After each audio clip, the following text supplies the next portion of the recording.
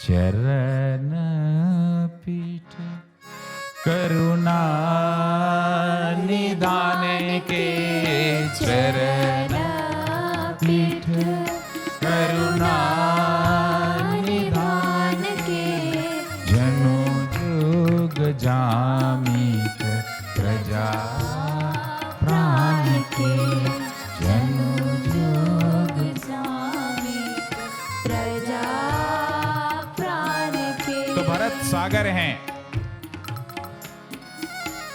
और श्री राम उस भरत को मथ रहे हैं। क्या कर रहे हैं?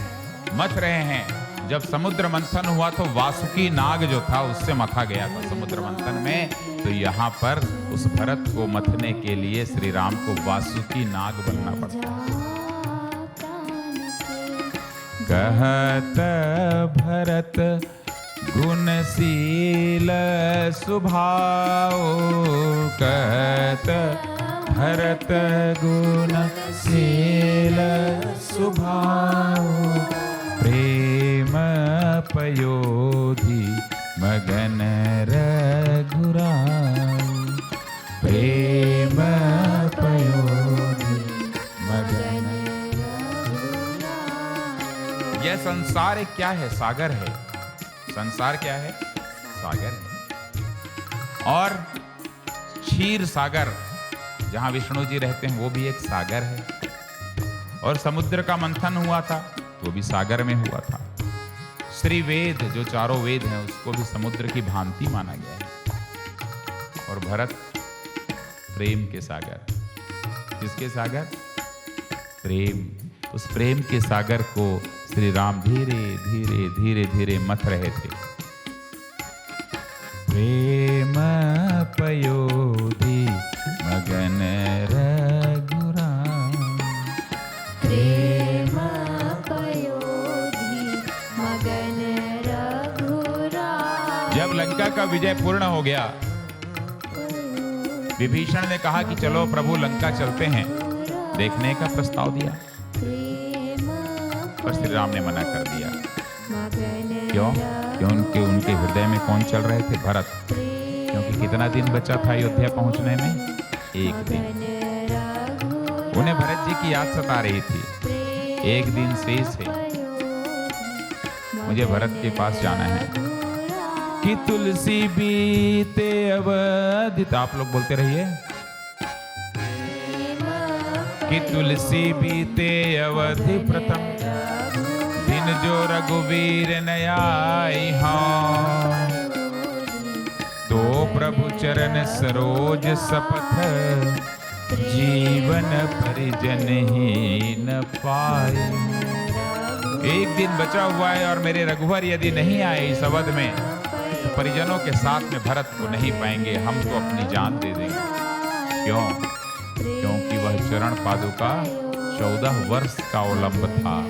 एक दिन भी यदि पार हो जाता तो सारे प्रजा के प्राण चले जाते, भरत के प्राण चले जाते। इसीलिए श्री राम ने कहा कि तोर को से गृह मोर सब, सत्य वचन सुनु भ्रात। भरत दशा सुमिरत मोहि, निमिष कलप समझात। कि तापस बेस शरीर कृश, जपत निरंतर मोहि। देखौं बेगी सो जतनु करो, सखानी हो रहूं। कि बचपन इतना भरत का संकोची था, मैं हार जाता था उसे जिताने के लिए। वो है मेरा भाई भरत। विवाह पश्चात ननिहाल चला गया।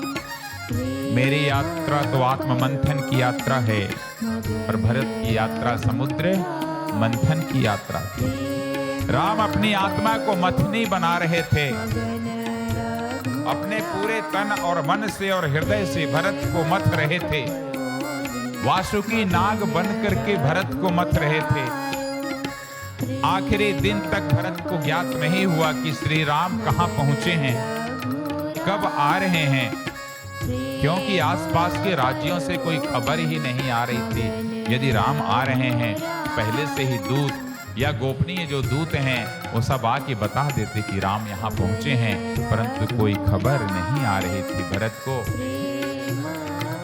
तो भरत जी दुखी होते हैं और बोलते हैं कि रहे एक दिन अवधि अधारा, समुझत मन दुख भयउ अपारा, कि कारण कवन नाथ नहीं आयो। क्या कारण है कि राम नहीं आ रहे हैं? जानी कुटिल किधो मोहि बिसराओ, मुझे कुटिल समझ करके भुला तो नहीं दिए, कोई खबर नहीं मिल रहा है। कपटी कुटिल मोहि प्रभु चीन्हा, प्रभु ने मुझे कपटी और कुटिल मान लिया है लगता है। ताते नाथ संग नहीं लीन्हा, स्वयं में दोष जो देखता है वो भरत होता है। जो स्वयं का आत्मचिंतन करता है वह भरत होता है। जो स्वयं अपना आत्म मंथन करता है वह भरत होता है। अपनी बुराइयों को जो अंदर से मान लेता है वह भरत होता है। जो दूसरे पर उंगली नहीं उठाता है वह भरत होता है। भरत के हाल को देखने और जानने के लिए हनुमान जी को भेजते हैं राम कि भरत ही कुशल हमारी सुनाए हो, और समाचार ले तुम्हें चले आए हो। हनुमान जी एक दिन बचा रहता है, भरत के पास आते हैं। राम बिरह सागर में भरत मगन मन होत, विप्र रूप धरि पवन सुत, आई गयो जनपोत। एक जहाज के समान, पानी के जहाज के समान आते हैं। पानी के जहाज के समान ही क्यों पहुंचे हनुमान जी भरत के पास? हवाई जहाज की तरह क्यों नहीं पहुंचे? बैलगाड़ी की भांति क्यों नहीं पहुंचे? रथ की भांति क्यों नहीं पहुंचे? इसलिए वे नहीं पहुंचे क्योंकि जब समुद्र मंथन हो रहा है तो समुद्र में क्या चलता है? पानी का जहाज चलता है। ये रामचरितमानस है साहब, जितना सरल है उतना कठिन है।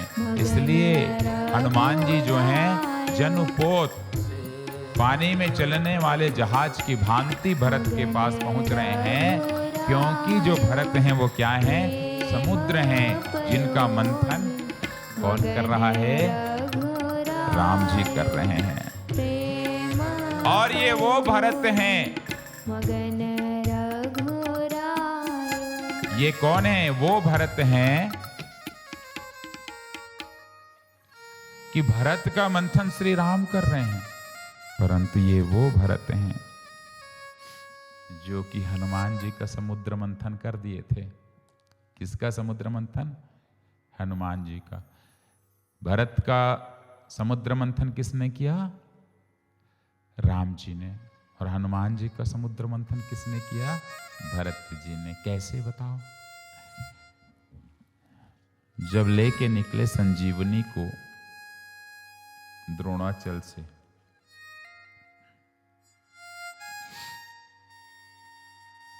तो अयोध्या के ऊपर से निकल रहे थे, तो क्या हुआ? भरत जी ने सीक का एक बाण मारा था ना, और हनुमान जी नीचे आके गिर पड़े थे और पहाड़ ऊपर ही रह गया। पता नहीं कौन सी विधि से बाण मारे थे, सोचो। किससे? पहाड़ ऊपर ही। और हनुमान जी, पहाड़ स्थिर हो गया, नीचे ही नहीं गिरा। पृथ्वी की गुरुत्वाकर्षण की शक्ति खत्म हो गई पहाड़ के लिए, नीचे आए ही नहीं, सिर्फ हनुमान जी आए। वो हैं साहब भरत। पर ऐसा क्यों किए भरत जी? भरत जी तो साधु हैं। भरत जी यदि साधु हैं तो क्या उन्हें ऐसा करना चाहिए? और भरत जी यदि ज्ञानी हैं तो पहचान होनी चाहिए कि कौन है। और बाबा ने लिखा कि देखा भरत विशालयति निशिचर मन अनुमानी, कि कोई राक्षस जा रहा है बहुत बड़ा विशाल, मन में अनुमान किया। तो भरत जब इतने नॉलेजेबल थे तो कैसे चूक हो गई? क्यों चूक हुई? कि बिनु फर सायक मारेउ, चाप श्रवण लगी तानी।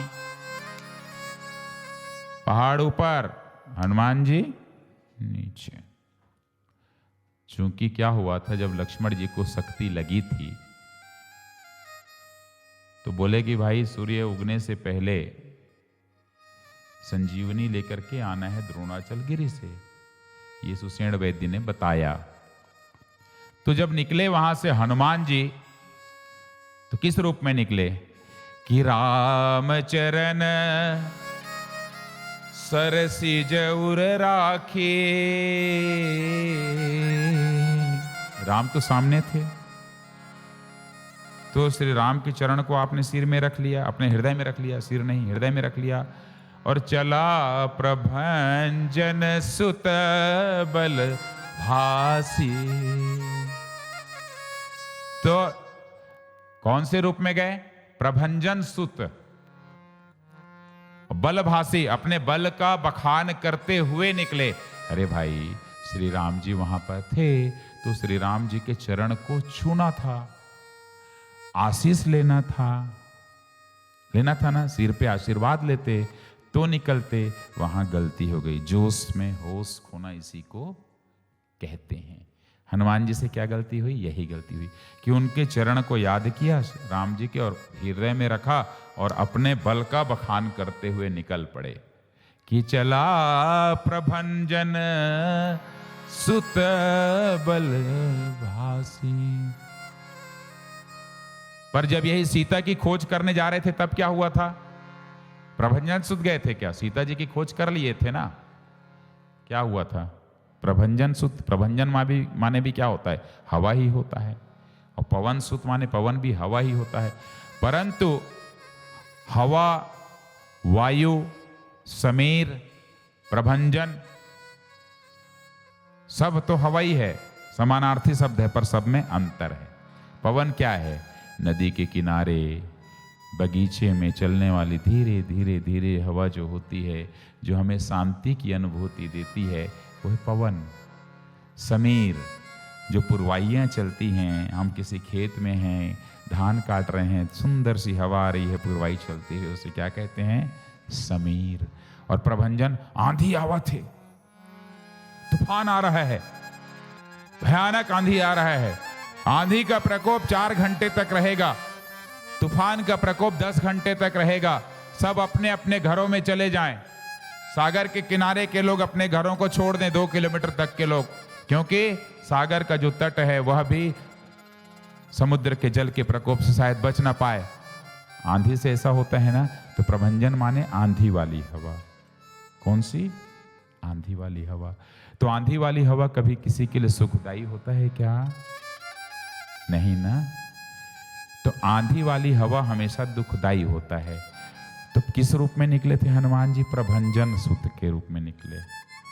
तो धोखा तो खाना था, धोखा खा गए। राम जी वहीं थे, प्रणाम भी नहीं किए। परंतु सीता की जब खोज करने निकले थे तब क्या हुआ था कि पाछे पवन तनय सिरुनावा, जाने काज प्रभु निकट बुलावा। बुलाए थे और परसासीस, सिर पे हाथ रखे हैं, सरोरुह पानी और कर मुद्रिका दीन जन जाने। राम जी बोले, जरा सा तुम्हारे अंदर में अहंकार आ गया है, जरा तोड़ देते हैं। भगवान हनुमान जी को ना, हनुमान जी जो हैं वो सीधे सीधे नहीं पहुंच गए थे लंका, मुद्रिका लंका लेके गई थी। प्रभु मुद्रिका मेली मुख माही, प्रभु मुद्रिका मेली मुख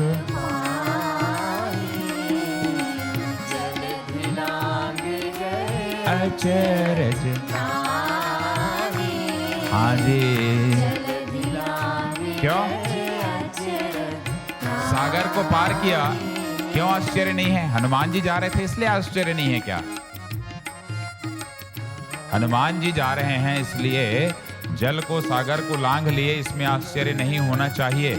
ऐसी परिभाषा भी करने वाले ठीक हैं अपनी जगह में, परंतु वह मुद्रिका मुख में जो थी हनुमान जी के, वह इतनी ताकतवर मुद्रिका थी क्योंकि प्रभु राम की मुद्रिका थी। उस मुद्रिका के प्रभाव से हनुमान जी सागर लांघ रहे हैं, तो इसमें कोई भी आश्चर्य नहीं है। उसका ये है वास्तविक अर्थ। हाँ, प्रभु मुद्रिका मेरी मुख मारे, जल्दी लांघे, इसीलिए दिया था। परसासी से सरोरुह पानी, परसासी से सरोरुह पानी, कर मुद्रिका दीनी जन जानी, कर मुद्रिका। जन जानी। अब जब जा रहे थे हनुमान जी तो किसके बेटे बन के गए? जात पवन सुत देवन देखा, जात पवन सुत देवन। पवन के बेटे बन के जा रहे हैं ना, क्योंकि पवन शांति प्रदान करने वाला होता है। जाने कहूँ बल बुद्धि विशेषा, जाने कहूँ बल बुद्धि विशेषा। न ठंड लगी न गर्मी लगी, न भूख लगी न प्यास लगा, और सीधे मिले हैं सीता जी से। जब तक के इस पूरे के पूरे कहानी में, कथा में कहीं भी उनको थकान तक नहीं लगी। क्यों? क्योंकि श्री राम का आशीष था, मुद्रिका उनके पास थी। सीता जी से मिलने के बाद, विश्वास दिलाने के बाद बोले कि मुझे फल खाने का मन हो रहा है, तब तक भूख नहीं लगी थी। पर यहाँ हनुमान जी से ज्यादा तेज कालनेमी निकल गया। पहले ही जाके एक आश्रम फर्जी बना लिया था। सोचो, यदि प्रभंजन थे, आंधियों के समान तेज हवा चला रहे हैं, तो उससे ज्यादा स्पीड तो नहीं होना था कालनेमी का, है ना? पर वो पहले पहुंच गया, और देख करके इनको प्यास लग गई बीच में ही। मारुत सुत देखा शुभ आश्रम, मारुत सुत देखा शुभ आश्रम। सुने बोझी जल पियो जाई श्रम, सुने बोझी जल पियो जाई श्रम। मेरा जो थकान है वो मिट जाएगा जल पीने के बाद। चले गए कालनेमी के पास। क्यों? श्री राम की पूरी कृपा नहीं थी, और अभिमान से गए, अपने बल का बखान करते हुए गए। आंधी के समान निकले। राम बोले जाओ। इस बार छोटे बच्चे पहले थे, जब सीता जी का पता लगाए।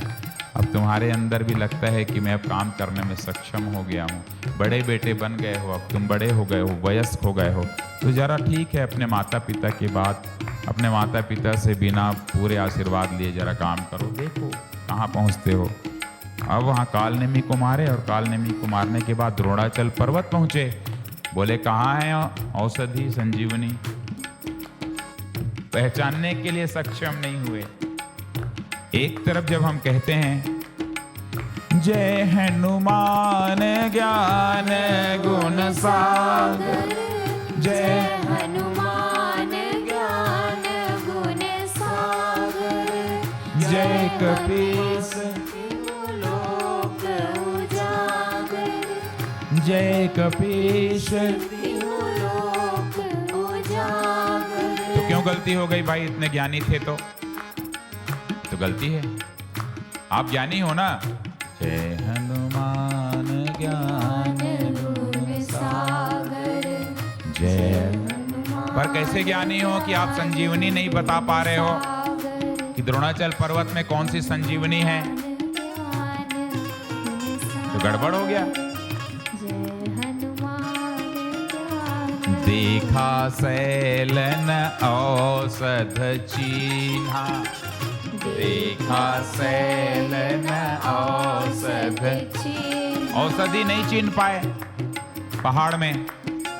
सहसा कपि उपारी गिरिलीन्हा, सहसा कपि उपारी गिरी। पहाड़ को ही लेके निकल पड़े और रास्ता भूल गए। अरे जिस रास्ते से गए थे उसमें तो अयोध्या नहीं पड़ा था। ये हैं श्री राम। बोले जाओ, तुम्हारा समुद्र मंथन कौन करेंगे? भरत जी करने वाले हैं।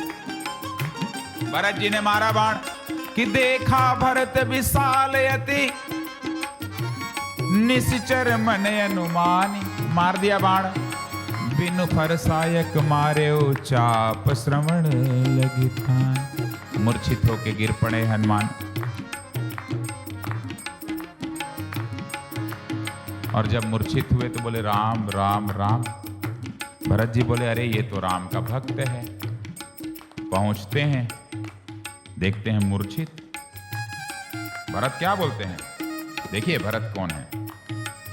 जाओ मोरे मन बचय रुकाया, जाओ मोरे मन बचय रुकाया। मन क्रम और वचन से, शरीर से मेरे अंदर में यदि श्री राम की प्रीति है, श्री राम के प्रति अनुराग है, प्रीति राम पद कमल अमाया, प्रीति राम पद कमल अमाया। तो यदि थोड़ा भी राम के प्रति प्रेम है मेरे हृदय में, मन वचन कर्म शरीर से, तो मैं मांगता हूं क्या? तो कपि हो विगत श्रम सूला, तो कपि हो विगत श्रम सूला। जाओ मो पर रघुपति अनुकूला, जाओ मो पर रघुपति अनुकूला। खड़े हो जाते हैं हनुमान जी। बोले ये कौन सी विधि है? लक्ष्मण जी को जगाने के लिए मैं संजीवनी लेने इतनी दूर आया और मैं मूर्छित हुआ तो भरत बोले यदि मेरे अंदर में राम के प्रति थोड़ा भी प्रेम है तो जाग जा। तो गलती शायद मेरी ही है, मेरे अंदर में शायद राम, हनुमान के अंदर में राम के प्रति इतना प्रेम नहीं है। नहीं तो मैं भी बोलता कि मेरे अंदर रामचरण के प्रति इतना प्रेम है तो हे लक्ष्मण तू जाग जा। मतलब मेरे अंदर में वो प्रेम नहीं आ पाया है जो प्रेम भरत के अंदर में है राम के लिए। आंख खुलती है उनकी। ये कर रहे हैं समुद्र मंथन। कौन? भरत जी। किसका? हनुमान जी का। और उसके बाद भी नहीं गया इनका भ्रम। तो भरत जी फिर बोले सवेरे तक पहुंचना है। बोले हाँ। चढ़ू मम सायक सैल समेता, चढ़ू मम सायक सैल। मेरे बाण में बैठ जाओ पहाड़ के साथ तुम, और सीधे बाण वहीं ले जाके तुमको ले जाएगा और रखेगा, उतारेगा जहां श्री राम है। पठवों तो ही जहां कृपा निकेता, पठवों तो ही जहां कृपा निकेता। अब क्या हुआ? हनुमान जी को लगा अच्छा इतना बाण में बैठ जाओ बोल रहे हैं, मैं हनुमान हूं, इतना विशाल हो सकता हूं। और हनुमान जी में फिर भी अभिमान आ गया। सुनी कपि मन उपजाय अभिमाना, सुनी कपि उपजाय अभिमाना।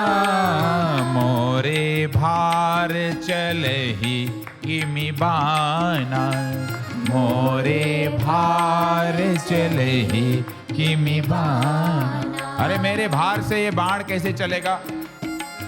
कई ग्रंथों में तुलसीदास जी ने लिखा भी है कि हनुमान जी बैठे और जैसे ही ऐसा खींचा है भरत जी ने, तो हनुमान जी डर के मारे नीचे उतर गए। अरे बाप रे कितनी ताकत है इसके अंदर में, भरत जी के अंदर में। भरत जी का शरीर तो बहुत कमजोर था, पर जब खींचे ना उछल गए हनुमान जी, नीचे आ गए। फिर बोले इतना प्रभाव है। राम प्रभाव विचारी बहोरी, राम प्रभाव विचार बंदी चरण कह कपि कर जोरी बंदी चरण कह कपि। हाथ जोड़ दिया साहब। हनुमान जी ने क्या किया? हाथ जोड़ दिया भरत जी के पास। और फिर उस जगत से फिर कैसे निकलते हैं हनुमान? हनुमान जी फिर वहां से प्रभंजन सुत के रूप में नहीं निकले। कौन से सुत के रूप में निकले? पवन सुत में परिवर्तित होते हैं। कि तव प्रताप उर राखी प्रभु जय हो नाथ तुरंत अस कहि आय सुपाय पद बंदी चले ओ हनुमंत। कि भरत बाहुबल शील गुण प्रभुपत प्रीति अपार मन महु जात सराहत अरे पुनि पुनि पवन कुमार। पुनि पुनि पवन कुमार हो रामा पुनि पुनि पवन कुमार।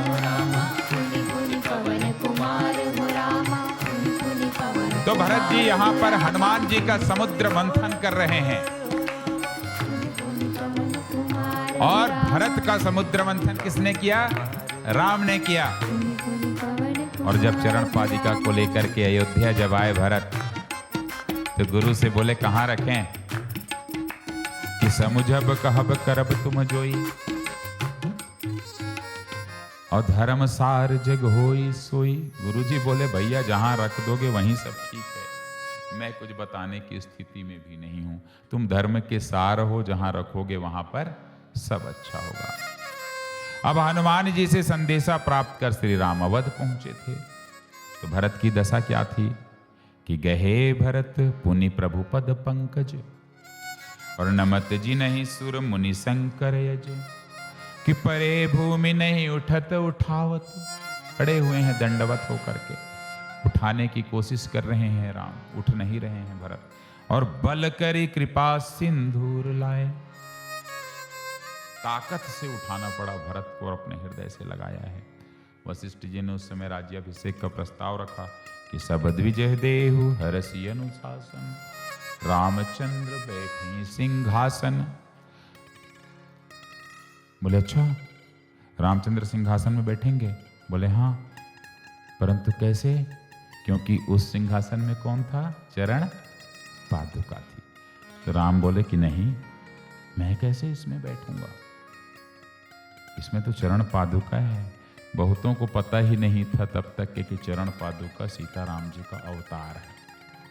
राम जी ने मना कर दिया उस सिंहासन में बैठने के लिए। बोले इसमें तो पादुका ही विराजेंगी, ये तो भरत जी जानते हैं और मैं किए है क्या। अरे इस अयोध्या में यदि 14 वर्षों तक किसी की मृत्यु तक नहीं हुई तो उसकी वजह है सीताराम यहाँ हैं। और यदि वह अवतार है तो फिर कैसे उस पादुका का विसर्जन होगा? ईश्वर का विसर्जन हो सकता है क्या? नहीं, नहीं हुआ। इसलिए तो यह पादुका भावों से जुड़ी थी, भरत के हृदय से जुड़ी थी। वे सीता राम स्वयं उसमें विराजमान थे। राम जी ने कहा अरे इसमें कैसे बैठूंगा, तो बहुत दिक्कत हो जाएगी। तब वशिष्ठ जी ने एक नया सिंहासन मंगवाया है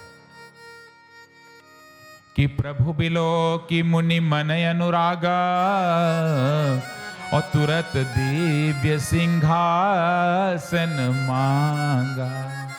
दूसरा सिंहासन आया है, चरण पादुका श्री राम के दशरथ जी जिस सिंहासन में बैठते थे उसी सिंहासन में हजारों वर्ष तक के विराजमान रही।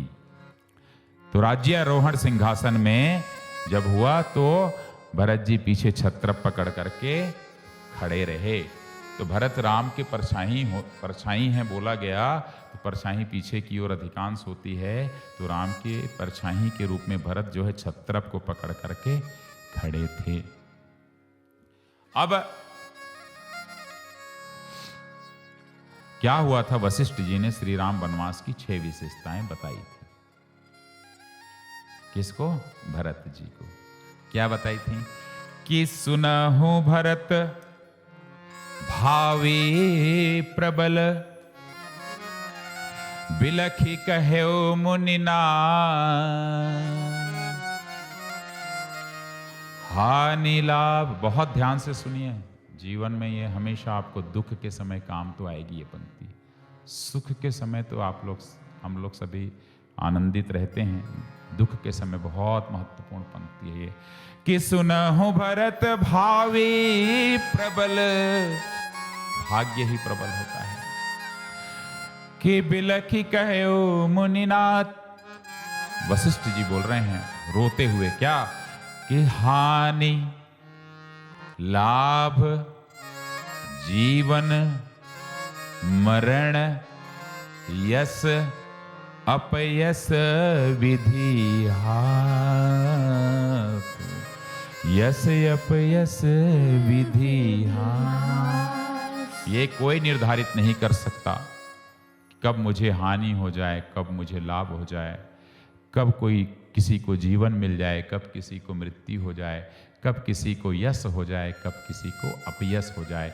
ये सब ईश्वर द्वारा, ब्रह्मा जी द्वारा निर्धारित है। इसीलिए इसको हमारे गुरुदेव भगवान कहते हैं कि हानि निशाचर वंश की। इस पूरे के पूरे प्रकरण में जो राम का वनवास हुआ, तो हानि किसका हुआ? निशाचर वंश की हुआ।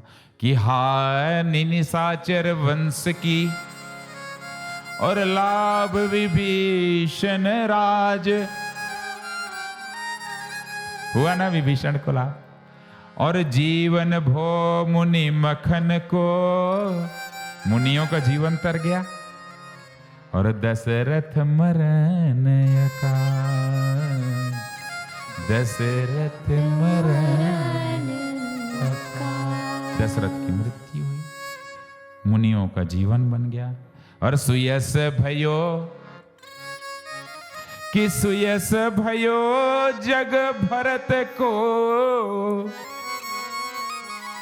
यश किसका बढ़ा? भरत का। और यपयस के कई साथ, अपयस के कई साथ। और हानि लाभ जीवन मरण, जस अप जस विधि हाथ, जस अप जस विधि।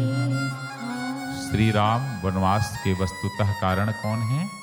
श्री राम है। सामान्य लोग क्या बोले कि अजस पिटारी ताहि कर गई गिरा मति फेरी। मति चली गई, दुर्बुद्धि आ गई कई के दिमाग में, वो कारण है। सामान्य और शहर के लोग बोले कि गारी सकल कई देहि, नयन विहीन कीन जग जेहि। अंधी हो गई, कई कारण है।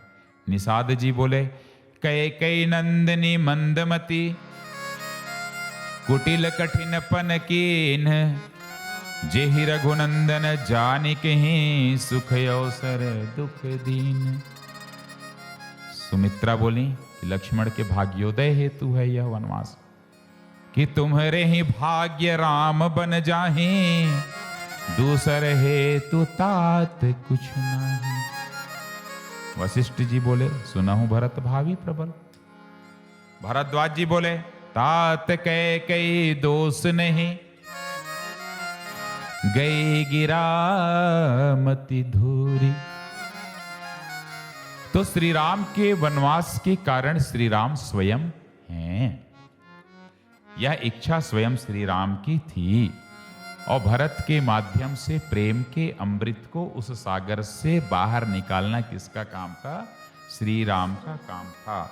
सागर में कितना अमृत है यह भी सागर को नहीं मालूम था, जिसे श्री राम ने मथा और उसमें से भरत रूपी अमृत बाहर आया। ये सब श्री राम कर सके। तो श्री राम का पिता खोना, भरत का व्यक्तित्व, कई के समक्ष भरत का विचार आना, कौशल्या की समक्ष भरत का विचार उद्गार प्रकट करना, भरत का कारुणिक विचार प्रकट करना, निषाद के समक्ष भरत की दशा देखना, प्रयागराज तीर्थराज के समक्ष भरत से जो वार्तालाप हुई है वो सारी चीजें हैं। और ये सब कोई आसान काम नहीं था, यही है समुद्र मंथन। तो भरत रूपी प्रेम को कहाँ रखा जावे, बड़ा प्रश्न था। तो चित्रकूट पहुंचे, सारा प्रेम श्री राम ने भरत के ऊपर में क्या किया, उड़ेल दिया। हरसि निरखी राम पद अंका, मानहु पारस पायौ रंका। तो इस प्रकार भरत की महिमा जो है बढ़ती चली गई। कब, जब चरण पादुका उन्हें मिली और उसको लेकर के भरत जी जो हैं वो रवाना हुए हैं। आगे जा कर के राष्ट्राध्यक्ष जो हैं वो पादुका ही पूरा काम करती रही। समस्त प्रकार के गुणों से अब पादुका ऊपर थी, अयोध्या की परिस्थितियों से अप्रभावित थी, भरत के ऐश्वर्य से सारे लोग अप्रभावित थे। बाईं पादुका क्या है और दाईं पादुका क्या है, कभी सोचा हमने? बाईं पादुका जो सीता जी की है, दाईं पादुका राम की है। बाईं पादुका यदि माधुर्य है तो दाईं पादुका ऐश्वर्य है। एक पादुका भक्ति है तो दूसरी पादुका ज्ञान है। एक पादुका माया है तो दूसरी पादुका ब्रह्म है। एक पादुका निर्गुण मान लो तो दूसरी पादुका को सगुण मान लो। एक पादुका जीव है, एक पादुका ब्रह्म है। एक पादुका शांति है, दूसरी पादुका क्रांति है। एक पादुका लोक कल्याण है, दूसरी भरत की कल्याण है। एक पादुका में राम है, एक पादुका में सीता का नाम है। एक पादुका लक्ष्मण है, एक पादुका भरत है। एक पादुका रकार है, एक पादुका मकार है। एक पादुका शत्रुघ्न का कर्म है, एक पादुका भरत का प्रेम है। एक पादुका सीता जी का मंत्र है, दूसरी पादुका राम जी का मंत्र है। एक पादुका वैराग्य है, एक पादुका ज्ञान है। प्रेम यमीय मंदर विरह भरत पयोधि गंभीर। मथि प्रगट्यो सुर साधु हित। मथ दिया गया, बोल दिया गया। कृपा सिंधु रघुबीर, कृपा सिंधु कि प्रेम यमीय मंदर विरह भरत पयोधि गंभीर। मथि प्रगट्यो सुर साधु हित। कृपा सिंधु रघुबीर। चरण पादुका में भक्ति समा गई, शक्ति समा गई। इसको जो जानेगा वही जान सकेगा, दूसरा जान नहीं सकता। क्यों? कि जाने बिनु न होई परतीति। जाने बिनु न होई परतीति। बिनु परतीति होई नहीं प्रीति। बिन परतीति होई नहीं प्रीति। बिना नहीं भगति दृढ़ाई। प्रीति बिना नहीं प्रगति दृढ़ाई। जिमि खगपति जल के चिकनाई। जिमि खगपति जल के। देखिए, भक्ति के साथ में सारी चीजें होती हैं, सारी पूजा होती है, अर्चना होती है, वंदना होती है। इसलिए यह पादुका बड़ी ही महत्वपूर्ण है, बहुत ही अद्भुत है। इसकी कोई भी तोड़ नहीं है। इसलिए आइए एक भजन करते हैं और आज की कथा को यहीं पर विराम देंगे। कल फिर हम भरत जो चरण पादुका लेकर के गए थे उसके बारे में आपसे चर्चा करेंगे। भरत भाई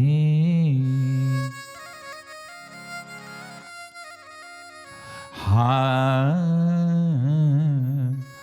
प्रिय भरत भाई, तुम भरत भाई राम नेह के धागे, भरत भाई राम नेह के धागे, भरत भाई राम नेह के धागे, भरत भाई राम नेह के धागे।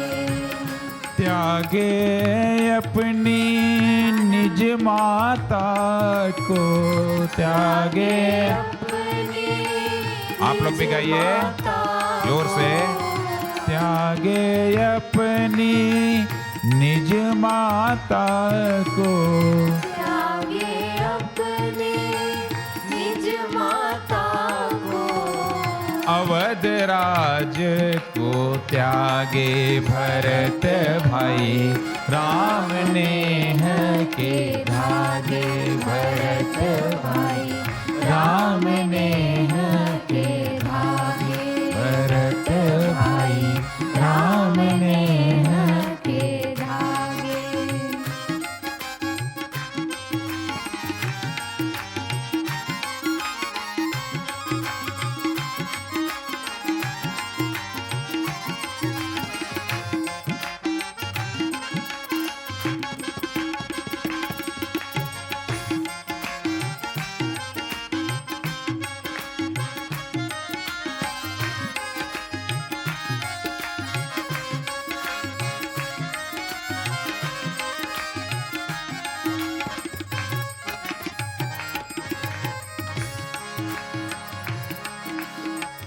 पिता को तो प्रहलाद ने त्यागा, पिता को तो प्रहलाद ने त्यागा, पिता को तो प्रहलाद ने त्यागा, पिता को प्रहलाद ने त्यागा, बंधु विभीषण त्यागे हो, बंधु विभीषण त्यागे हो, बंधु विभीषण त्यागे। गुरु को देखो बलि ने त्यागा, गुरु को देखो बलि ने त्यागा, गोपी कंत को त्यागे हो, गोपी कंत को त्यागे हो, गोपी कंद को त्यागे। निज माता का मान है ऊंचा, निज माता का मान है ऊंचा, निज माता का मान है ऊंचा, निज माता का मान है ऊंचा, माता को तुम त्यागे भरत भाई राम नेह के धागे, भरत भाई राम नेह के धागे, भरत भाई राम नेह के धागे।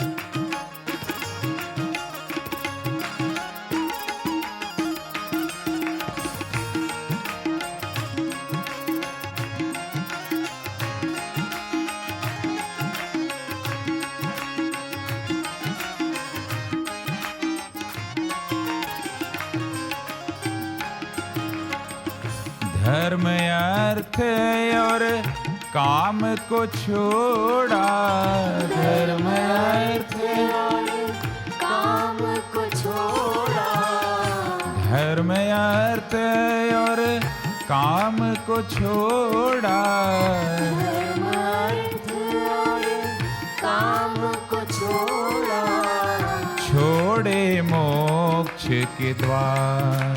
हो छोड़े मोक्ष के द्वार, हो छोड़े मोक्ष के द्वार।